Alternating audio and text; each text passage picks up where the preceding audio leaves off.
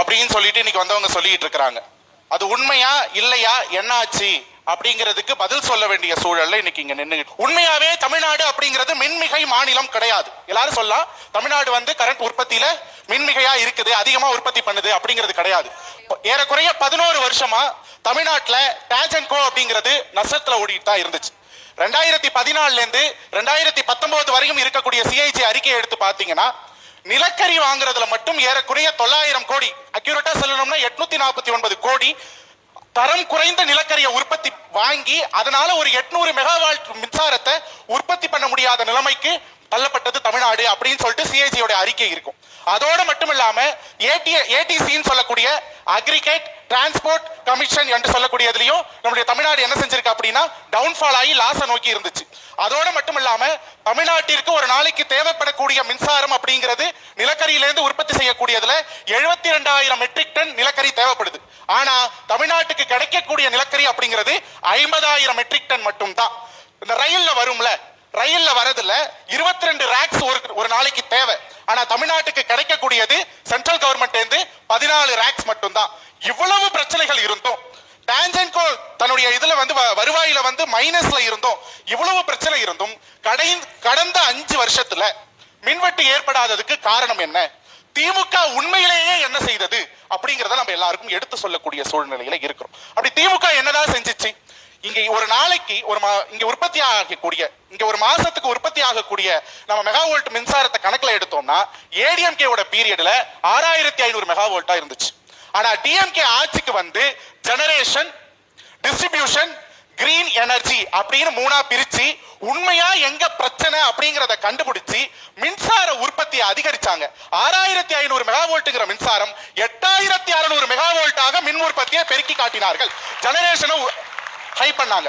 ரெண்டாவது டிஸ்ட்ரிபியூஷன். ஒரு பவர் பிளான்ட்ல இருந்து டைரக்டா மின்சாரம் வீடுகளுக்கோ இல்ல கம்பெனிஸ்க்கோ போயிட முடியாது. அப்ப என்ன செஞ்சாங்க அப்படின்னா அதை அங்கங்க சப்ஸ்டேஷன்ஸ் போட்டாங்க. இப்ப எங்க ஊர்ல பாத்தீங்கன்னா எடமனல் ஊராட்சியில சப்ஸ்டேஷன் கொண்டு வந்தாங்க, வேட்டங்குடியில கொண்டு வந்தாங்க. இப்படி மயிலாடுதுறை மாவட்டத்துல சப்ஸ்டேஷனை கொண்டு வந்து மின்சார பகிர்ந்தளிக்கணுங்கிறதுக்காக பவர் பிளான்ட்ல இருந்து வரக்கூடிய மின்சாரத்தை சப்ஸ்டேஷனுக்கு மாத்தி வீடுகளுக்கு அனுப்புனாங்க.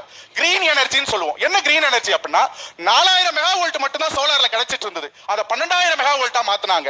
விண்ட் எனர்ஜி மூலமா 9,000 மெகாவோல்ட் மின்சாரம் தான் கிடைச்சிச்சு. அதை இன்னும் ஹைக் பண்ணி 12,080 வோல்ட் மின்சாரமா உயர்த்தினாங்க. அதோட மட்டும் கிடையாம பம்ப்டு எனர்ஜி அப்படின்னு சொல்லி ஒரு டேம் இருக்குன்னா காலையில சூரிய மின்சாரம் கிடைக்காது. டேம்ல இருக்கிற நீரை மேலேற்றம் செஞ்சு இரவு நேரத்தில் அந்த நீரை கீழே இறக்குறதுல இருந்து வரக்கூடிய அந்த ஃபோர்ஸ்ல இருந்து எனர்ஜியை கரண்டா கன்வெர்ட் பண்ணி அதை விண்ட்லயும் சோலார்லயும் கன்வெர்ட் பண்ணி இப்படி கிரீன் எனர்ஜியும் பயன்படுத்துறாங்க. இப்படி எங்க பிரச்சனைகள் இருக்கு அப்படிங்கறத கரெக்டா பாயிண்ட் அவுட் பண்ணி மின்சாரத்தை பெருக்கிறதோட விளைவு என்ன தெரியுமா? ஏடிசி லாஸ்ங்கிறது 14.86% இருந்து 2024 11.26% குறைஞ்சிச்சு. நம்ம நினைக்கலாம் என்ன ஒரு 3% தானே என்னன்னு. ஏறக்குறைய ஒரு பர்சன்டேஜ்ங்கிறது 1500 கோடி ரூபாய். அப்ப மக்களினுடைய வரிப்பணம் என்பது எவ்வளவு இந்த ஆட்சியில் மிச்சம் செய்யப்பட்டிருக்கிறது அப்படிங்கறத பாருங்க. 2022 வரையும் மைனஸ்ல இருந்த டாஜன்கோவோட வருவாய் என்பது 23-24 24-25 4000 கோடி பிளஸ் மாற்றப்பட்டு மின்சாரத்துறையை வருவாயில ஈட்ட வச்சது திராவிட முன்னேற்ற கழகத்தினுடைய அரசு தான். சரி, நம்மள்ட்ட எங்க ஓட்ட இருக்கு, நம்மள்ட்ட என்ன மைனஸ் இருக்குதுன்னா பெஸ்ட்னு சொல்லக்கூடிய பேட்டரி எனர்ஜி சேவ்டு சிஸ்டம்னு சொல்லுவாங்க. ஒரு மின்சாரம் உற்பத்தி செய்யப்படுதுன்னா அதை ஸ்டோரேஜ் பண்ணி வைக்கிற இடம் நம்மள்ட்ட கம்மியா இருக்குது. நம்ம அரசு தான் அதை கணக்குல எடுத்து கடந்த 2026ஆம் ஆண்டு 354 மெகாவோல்ட் வரையும் சேமிக்கிற அளவு ஒரு பேட்டரி சிஸ்டத்தை கொண்டு வந்திருக்காங்க.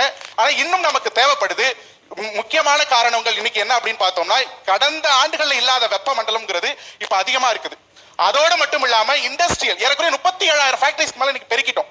சோ இண்டஸ்ட்ரியலோட வளர்ச்சி, அதோட ஐடி செக்டாரோட டெவலப்மெண்ட், ஏசியோட உற்பத்தி நுகர்வு அதிகமாயிடுச்சு. சோ இந்த காரணங்களால நமக்கு மின்சாரத்தோட இது அதிகமா தேவைப்படுது. ஆனா சப்ளை இங்க கம்மியா இருக்குது. சோ சப்ளையும் கம்மியா இருக்குது, உற்பத்தி செய்யப்படுறத சேமிச்சு வைக்கிறதுக்கு உண்டான இடங்களும் இங்க கம்மியா இருக்குது. இது ரெண்டுத்திலயும் டெவலப் பண்ணும். திமுக அரசு கொண்டு வந்த இந்த மின்சாரத்துறையில கொண்டு வந்த திட்டங்களை நிலைநிறுத்தி வைக்கணும்னாலே ஹார்ட் ஒர்க் பண்ணணும். இப்ப உள்ளவங்க குறை மட்டும் தான் சொல்றாங்களே தவிர அதுல ஹார்ட் ஒர்க் கவனத்தை செலுத்தி அதுல இருந்து எப்படி இன்னும் ரீக்ரியேட் பண்ணி மேல கொண்டு வரலாம் அப்படிங்கிற ஒரு விஷயத்தையும் யோசிக்கல. இப்ப இருக்கிற நிலைமைக்கு இன்னும் நமக்கு பெஸ்ட் அதிகமா தேவைப்படுது. அது தேவைப்படுற மாதிரி யோசிக்கிற மாதிரி இவங்க தெரியல. கடைசி வரை திமுக தான் சொல்லுவாங்களே தவிர வழி என்னன்னு யோசிக்க மாட்டாங்க. இப்படியே போனா சப்ளை கட்டானா இன்னைக்கு ஒன்றிய அரசு என்ன சொல்றானா தமிழ்நாடு மின்சார உற்பத்தியில் ஸ்தம்பிக்கும் நிலையே ஏற்பட்டிருக்குது. கண்டிப்பா எல்லாருக்கும் கரண்ட் கட்டு, மூளை முடுக்கெல்லாம் ஏற்படும். ஆயில் கிரைசிஸால ஏற்கனவே பாதி போயிடுச்சு, மீண்டும் இன்னும் நிறைய நடக்கும் அப்படின்னு சொல்லியிருக்காங்க. சோ முழிச்சுப்போம், சொல்லுவோம். திமுகவானாலதான் இங்க நஷ்டத்துல போயிட்டு இருந்த டான்ஜென்கோ ஆனது லாபத்துல போக ஆரம்பிச்சது. அதை மடை திருப்புவதற்காக இவர்கள் சப்பக்கட்டு கட்டிட்டு இருக்காங்கிறத ஞாபகம் வச்சுப்போம், எடுத்து சொல்லுவோம். நன்றி. ஆதாரத்தோட அடிக்க சொல்லிட்டாரு.